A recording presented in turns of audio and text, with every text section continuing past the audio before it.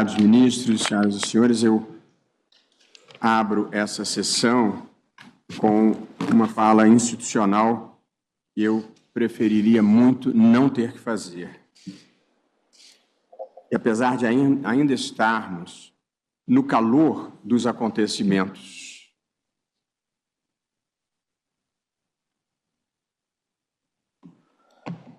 e no curso das apurações, nós precisamos, como país e como sociedade, fazer uma reflexão profunda sobre o que está acontecendo entre nós. Onde foi que nós perdemos a luz da nossa alma afetuosa, alegre e fraterna para a escuridão do ódio, da agressividade e da violência? Estamos importando mercadorias espiritualmente defeituosas de outros países que se desencontraram na história.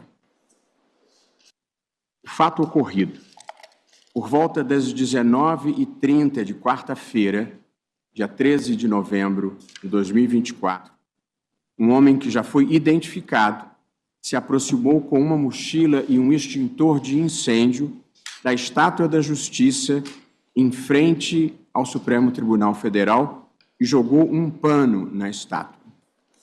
Diante da movimentação, um segurança do tribunal se aproximou para a abordagem.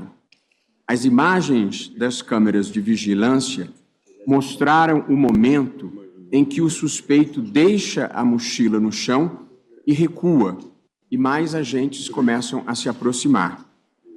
O homem atirou, então, o primeiro artefato em direção à estátua, que não explodiu, e os agentes corajosamente começaram a cercá-lo. Ele arremessou um segundo artefato, que caiu mais perto da marquise do tribunal e causou uma explosão. A equipe de segurança conseguiu evitar que o homem se aproximasse do tribunal. Diante do cerco, esta pessoa acendeu mais um artefato, se deitou sobre ele e houve uma segunda explosão, causando-lhe morte imediata. Depois disso, a Polícia Judicial fez o primeiro isolamento do local. Na sequência, a Polícia Militar e a Polícia Federal assumiram os trabalhos em parceria com a nossa equipe de segurança para averiguar outros artefatos que estavam na roupa do homem, na mochila e os que ele havia arremessado. Os trabalhos duraram toda a madrugada e o corpo foi retirado às 9 horas da manhã desta quinta. Em uma coletiva de imprensa concedida no fim da manhã de hoje, o diretor-geral da Polícia Federal, Andrei Rodrigues, informou que o autor do atentado mantinha um grande número de explosivos na casa alugada por ele em Ceilândia, que foi alvo de operação policial. Uma gaveta, que felizmente foi aberta por um robô antibombas, gerou uma grande explosão. Ninguém se feriu, mas o episódio mostra o nível de periculosidade das pessoas com as quais estamos lidando.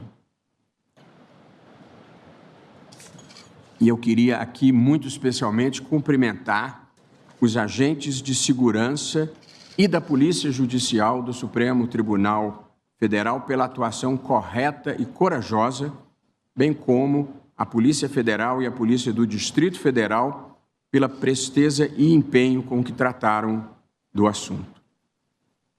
Esse episódio de ontem se soma ao que já vinha ocorrendo no país nos últimos anos. Em fevereiro de 2021, um deputado divulgou um vídeo com discurso de ódio, ofensas e ameaças aos ministros do Supremo Tribunal Federal, num grau inimaginável de grosseria e incivilidade.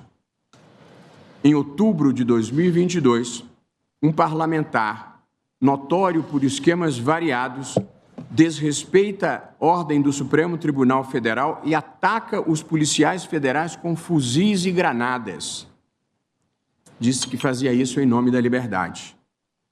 Em outubro de 2022, uma parlamentar persegue de arma em punho um cidadão que havia se manifestado criticamente, em tom, aliás, muito menos grave do que aquele a que todos nós vínhamos sendo submetidos.